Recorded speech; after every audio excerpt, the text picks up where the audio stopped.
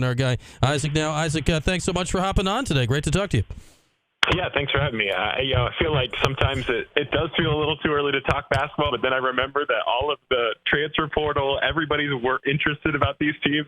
It feels like the portal is really, kind of lengthened the college basketball season. So I will not complain about it because everybody's really interested in what these teams will look like. And obviously Syracuse has been a big part of this offseason. Yeah, it is day 66 of the transfer portal. Not that we count it every day or anything like that on this show, Isaac. Not that we've been keeping track of it for more than 2 months now. If you can settle this debate, because we've talked to multiple people from your fine company. We have our guy Mike McAllister on all the time. Can you settle this for us? Is it 247 Sports or 24/7 Sports? Because we can't seem to actually get to the bottom of what the name of your site is called.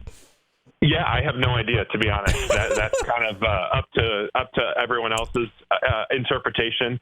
I kind of ride with 24/7 Sports because that just rolls off the tongue a little bit easier, but 247 also works really, really well, so I'm not picky. Okay, so that is also the answer we keep getting, that everyone who works there doesn't know what it's called. I like that. I kind of go with, I like the vibe of 247. I don't know. I can see either way, but either way, we're glad to have you on here today to talk some hoops. So you rank the ACC. Cuse landed in ninth, which is exactly where they landed last year at the end of the season, though there are, as I said, more teams behind them now. As you remember, there will be 3 new teams in the league next year. What kind of process is this for you, like in May, sitting down and doing this in the era of the transfer portal, just staring at these rosters, trying to figure out, like, man, what are these teams going to be here at this point when it's so many new parts and moving pieces and all that stuff going on now? Well, to be honest, it's pure hell because it's just everything just is really tough at this point. It's a lot of projection. You're trying to figure out what's going on. There's stay or go decisions. Even though the transfer portal has kind of dwindled down for the most part, there's still some really big names that I think would shape some of these teams a little bit differently. So you're just trying to get a decent feel for it. You have to watch a lot of film. I feel like I have Synergy open just 24/7, just trying to watch as much of the games as I can, kind of go through the stats and everything of that too.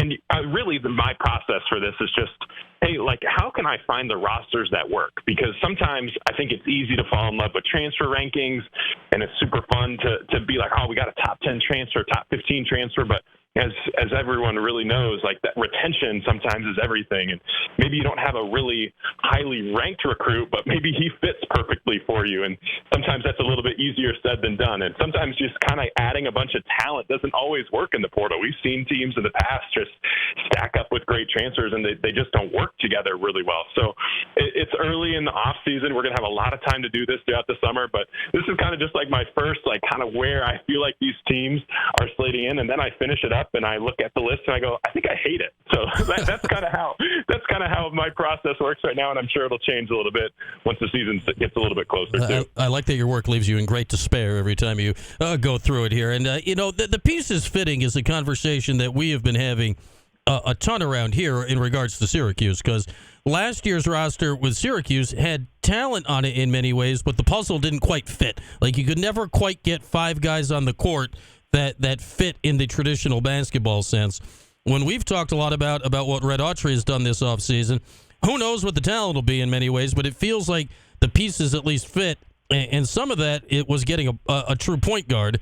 And you said some glowing things about Jaquan Carlos. You said you're in Synergy. You're watching these players. We've never really seen this guy play. What have you seen out of this guy that can give Cuse fans hopes that they got a point guard here this year that is more in the traditional mold of that here going forward?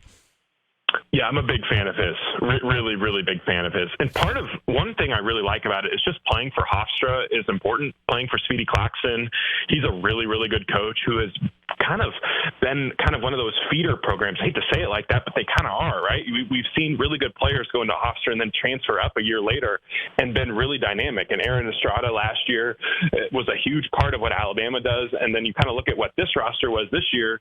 They obviously have Jaquan Carlos going to Syracuse, but they also have Darling Stone Dubar, who's transferring up to play for Tennessee. So I kind of like those programs where you've kind of had mid-major teams that are talented, and maybe they don't necessarily win the leagues. You don't see them in the NCAA tournament, but they're putting guys to the next level. And when they hit the portal, they're wanted by really good teams. And I think Carlos was a player that a lot of people were really interested in. And obviously the assist rate is really interesting. He had a 30% assist rate last year, which is one of the best 60 marks in college basketball. You kind of look if you're looking at synergy, he rated out in the 97th percentile in pick and roll scoring when you include the passes that he's making as well. So like he's one of the better point guards, I think, in the transfer portal cycle. He's not necessarily going to be one that near the top of the list because his offensive numbers are a little bit different. Maybe you don't necessarily love some of the size because he's 6 foot and 170 pounds, but I think there's a lot to like here, and we've seen a lot of mid-major guys, transfer up and been impactful, especially at point guard. And I think, an interesting one is Elijah Hawkins. Maybe that's a decent comp for what Jaquan Carlos could bring to the floor. And Hawkins, a lot of people weren't really sure about him transferring up to Minnesota last year, and he led the Big Ten in assists and was terrific. And then he hit the portal again this cycle and is going to Texas Tech and got paid. So Carlos is like kind of one of those guys where I think that's a similar-ish comp for him. He's not a super high volume three-point shooter, but he can knock it down a little bit. And just like what you see with what this roster has right now, with J.J. Starling in the mix, with Chris Bell kind of on the wing, and what they've added with Donnie Freeman, they really needed somebody like this who can just be reliable. He's a table setter, but he can make shots too. He's well-rounded. He's not just on the floor to pass. He's not just on the floor to score. He kind of blends both of those things pretty well. And I'm just really bullish on what a point guard played for Speedy Claxton can do at the next level. And so is Syracuse, and so is a lot of high major teams because he had a lot of interest. All right, so that is good to hear because it's one of those things. If you're Syracuse, you're like, Hofstra point guard. How's this going to work out? And you mentioned the kid that was at Minnesota last year at Texas Tech. They might actually play against each other this year because Texas Tech and Cuse are in the same tournament at Barclays Thanksgiving week, so that could be an interesting little matchup down the line this year. You had a quote as Isaac Trotter of 247 Sports, their national college basketball writer, is with us right now in your article. And, man, we've been living this for the last 10 days or so. You said, quote, can Eddie Lampkin stay on the straight and narrow, end quote. And we've spent the last 10 days trying to figure out if he's still on the roster because apparently he was still being courted by other teams here in this wild world of NIL. What do you make of Lampkin? Assuming, which we're still doing, that he's on Syracuse next year, what can he be for the Orange as a legit big body at center? Yeah, it's interesting. I think you kind of know what you're getting with him, which is just an awesome offensive rebounder. I think his passing was a little bit better than I thought it would be. Last year at Colorado, he had a career high assist rate. That's interesting. You're going to get a guy who's going to play pretty hard when he's on the floor and he's active. Especially on the glass, but he's also a little bit limited, right? Like you're probably only playing deep drop coverage with him, and if you're playing man-to-man defense against pick and rolls, you're probably not getting much from him as a floor stretcher, right? I don't think he's attempted a three throughout his career, so you're a little bit limited at that. I don't know if you necessarily want to build your offense around him, but when you kind of look at the portal, you need a body like this because there's not many great transfer centers available, and the ones that are available are really, really expensive. So I think if you're Syracuse and you're kind of looking at your roster construction, I don't think Lampkin's like the perfect fit because he doesn't have that, maybe he's not that rim protector yet.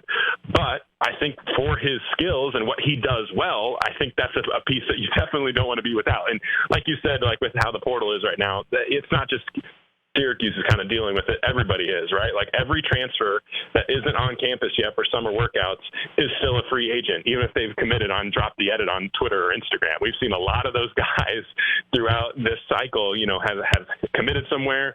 Someone else comes in with a huge offer, they decommit, and they head over there. And that's just how it is. The poaching is 100% real. And I think last year in the portal cycle, you kind of saw a lot of that with grad transfers, trying to get grad transfers to hit the portal. Now this year, this is the new version of poaching, and I'm not surprised that Lampkin has a market because there's not many big men in the portal, and a lot of guys could look at Lampkin and be like, yeah, I mean, we know what we're going to get from him from 22 to 25 minutes.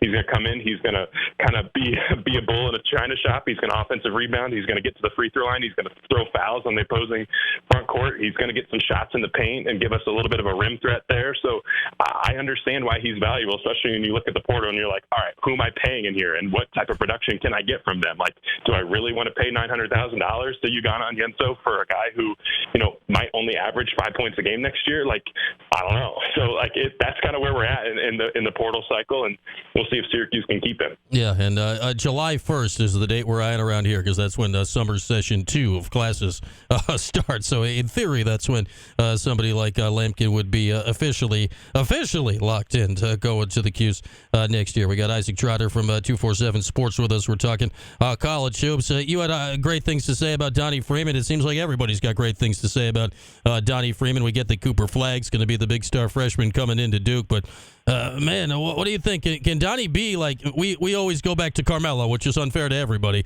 But can Donnie be a legit guy coming in as a freshman this year? Yeah, I think he is.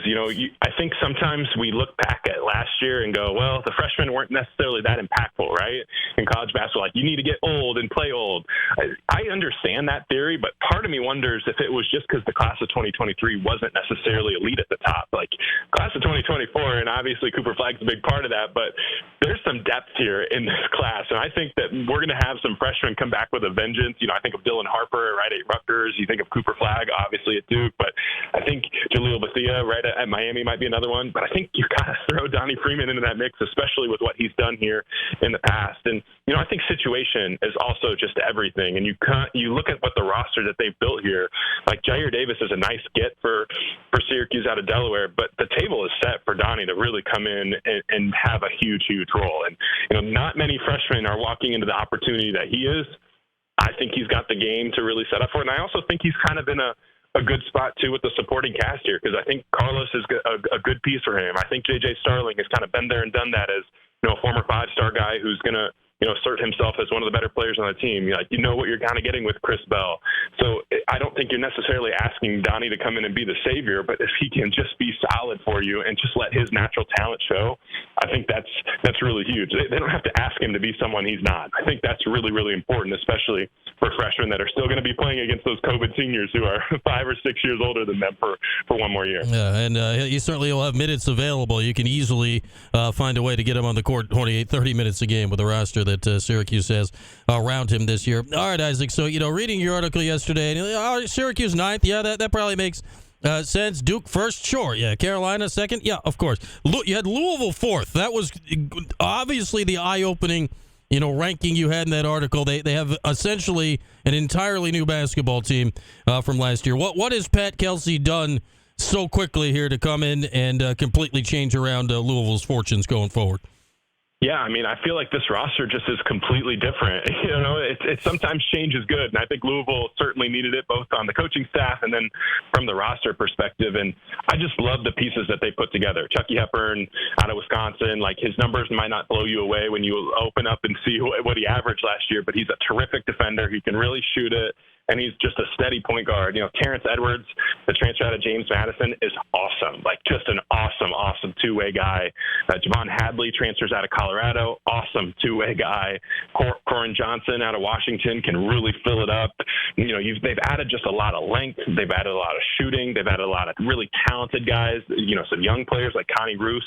He's a former top 40 commit. So I just like the idea of what Pat Kelsey is kind of putting together. And, honestly, ranking Louisville fourth is really more of a byproduct of the rest of the ACC, because there's just so many questions about so many teams.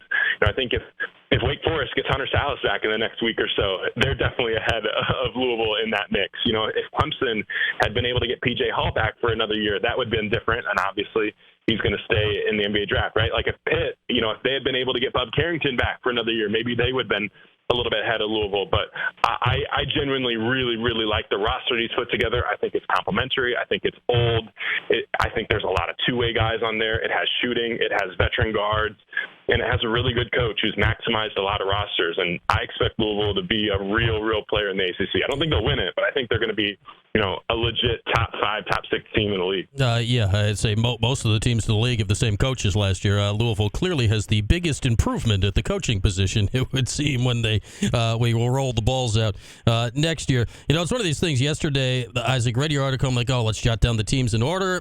I was getting ready to finish jotting them down when I got to 15. I'm like, wait a minute, this thing keeps going. Oh, right, there's 3 more teams in the league this year with Cal, Stanford, and SMU coming in. Like, do you keep having to remind yourself that those guys are the ACC coming up, or is it actually lodged in your brain by this point? No, it's constant. It's like an everyday thing. I think I need like a reminder with my phone in the morning that Cal and Stanford and SMU have joined the ACC, and that Oklahoma and Texas are in the SEC, and the Big 12 has added Utah and Colorado to this mix, along with Arizona and Arizona State, and that Washington and Oregon and USC and UCLA are in the Big 10. Like it's just wild. And I'll tell you, to be honest, like a little behind baseball here, just like putting these things together. I'm used to 15 teams in the ACC. Having 18 makes my job even harder when you're putting a power ranking like this together, because it's weird, because you could theoretically go like, oh, that's a tournament team, and I have them 12th in the league. Like that's just weird in the super conference era of college basketball. I'll say this: when you get around to a Pac-2 preview, save that for a day. You don't feel like doing that much. You can knock out those two real quick. Oregon State and Washington State, man. Oregon State and Washington State. Although I think they're playing in the West Coast Conference this year for basketball, if I'm not mistaken. I have to double check on that. It feels like that changes daily. That sounds right, but who knows? I don't know. They're hanging out there. They're on the CW. I don't know what those guys are doing anymore. I feel bad for them, but they got left behind and all this stuff. All right, Isaac.